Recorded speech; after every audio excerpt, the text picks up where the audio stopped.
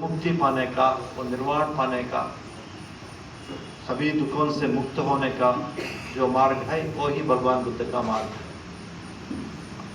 सुख और दुख दोनों हमारा मन में ही है, शांति और अशांति दोनों हमारा मन में ही है, आरोग्य अनारोग्य वो भी हमारा मन में है। वो पता करना, वो समझना,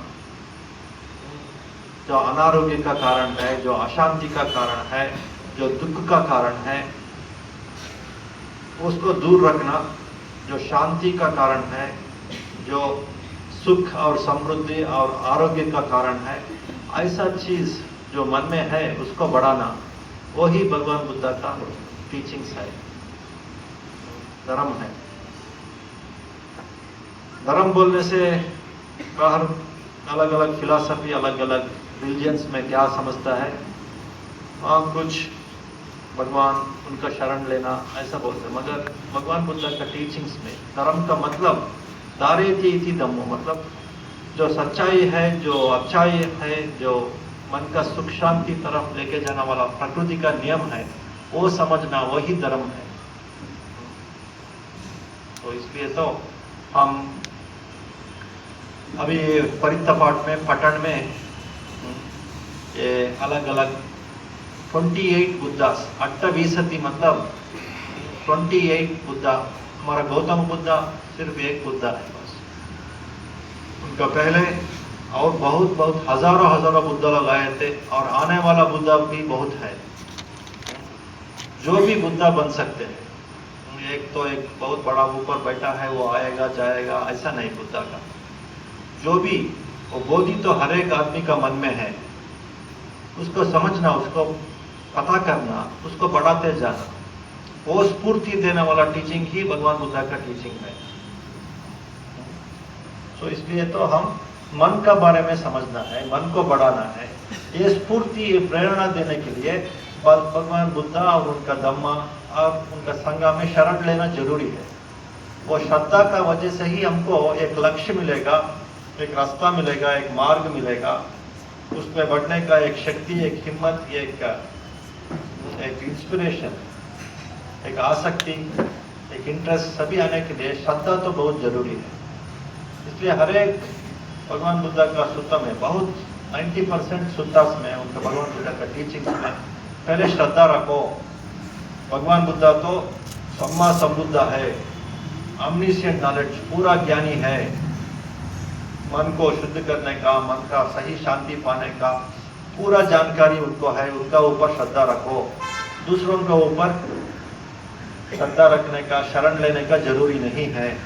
उनका टीचिंग्स में श्रद्धा रखो, उनका संघ में श्रद्धा रखो। वो श्रद्धा ही तुम्हारा रक्षा है, वो श्रद्धा ही तुम्हारा प्रेरणा है, वो श्रद्धा ही तुमको ये मार्ग में लेके जाने वाला शक्ति है। वो बढ़ाने के लिए अलग अलग हम ये सुद्धा, ये भगवान बुद्ध का परित्तपाठ को हम पठन किया। ये 28 बुद्धा, वो पठन करने से भी अलग अलग बुद्धा लोग हैं, वो सभी अपना मन को सुधार के बुद्धा बना। हम भी उनका रास्ता में चले, ऐसा एक श्रद्धा आता है। और उसके बाद में हम नरसिंह गाथा, भगवान बुद्ध का मन इतना पावरफुल था, इतना शुद्ध था, उसका वजह से शरीर भी बहुत शुद्ध हो गया, बहुत पावरफुल हो गया। शरीर में बहुत शक्ति आया, अलग अलग प्रकार का इद्धि विद्या बोलते हैं उसको, सुपर नेचुरल पावर्स आया, इतना प्रकार का मिराकल्स करने का शक्ति आया, पूरा दुनिया, पूरा विश्व को देखने का शक्ति आया। ऐसा महान शक्तिवान है भगवान बुद्ध। ऐसा एक तारीफ करने का, प्रशंसा करने का वो सुद्धा है नरसिंह का गाथा। भगवान बुद्ध का धर्मपत्नी जो यशोधरा माता थी, वो अपना बेटा राहुल को भगवान बुद्ध का बारे में एक गाथा बोलते बोलते, तुम्हारा पिताजी तो सामान्य नहीं है, उनका मन का क्वालिटीज, उनका शरीर का गुण बहुत श्रेष्ठ है, सभी लोग जैसा नहीं है। वो नरसिंह, नरा मतलब मनुष्य लोग, सिंहा मतलब सिंहा मतलब लायन, शेर है वो। आदमी लोगों में ही वो बहुत बड़ा शेर है, उनका क्वालिटीज तो बहुत फर्क है, बहुत डिफरेंट है। ऐसा वो एक प्रेरणादायक एक सूत्र है ये नरसिंह गाथा। नरसिंह गाथा में तो भगवान बुद्ध का शरीर का गुण और मन का गुण को तारीफ करने का, प्रशंसा करने का वो सूत्र है, वो नरसिंह गाथा। और उसका बाद में हम जय मंगल गाथा ऐसा पाठ किया। तो जय मंगल गाथा में भगवान बुद्ध का मूर्ति देखने से भगवान बुद्ध का गुण भी याद आना, भगवान बुद्ध का टीचिंग्स भी याद आना। उनका अलग अलग सुत्ता जो है, मेत्ता सुत्ता उनका लेफ्ट साइड में है और उनका रत्न सुत्ता राइट साइड में है। ऐसा अलग अलग सुत्ता को भी याद करना, उस सुत्ता को भी तुम लोग वो भगवान बुद्ध का मूर्ति देखने से ही मन में याद आना है। उस समय में क्या होगा, धम्मा भी मन में याद आएगा। जब बुद्धा को देखेगा धम्मा भी ऑटोमेटिक मन में याद आएगा। ऐसा कुछ ये सुत्ता में है, जय मंगल गाथा में। इसी प्रकार भगवान बुद्धा को देखने से संगा भी याद आना चाहिए। इसके लिए वो सुत्ता में क्या बोला है, राइट साइड में दक्षिणे सारिपुत्ता, हृदय अनिरुद्धोचा, हृदय में अनिरुद्ध है। वो भी एक बहुत बड़ा भगवान बुद्धा का शिष्य था, चेला था। उनका कजिन ही था, वो उनका कजिन ब्रदर था। वो बहुत बड़ा ज्ञानी बना, अरहत बना। वो भी भगवान बुद्ध का हृदय में है। राइट साइड में सारिपुत्ता चीफ डिसाइपल है, लेफ्ट साइड में मोग्गलाना है। ऐसा भगवान बुद्ध का मूर्ति देखने से संगा भी याद आना, अलग अलग महाअरहत लोग भी याद आना।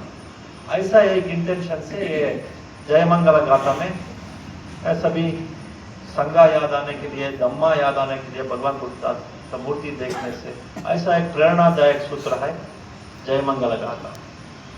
तो ये सभी गाथा जो हम पाठ किया, ये बुद्धा धम्मा संगा में हमारा श्रद्धा बढ़ाने के लिए ही है।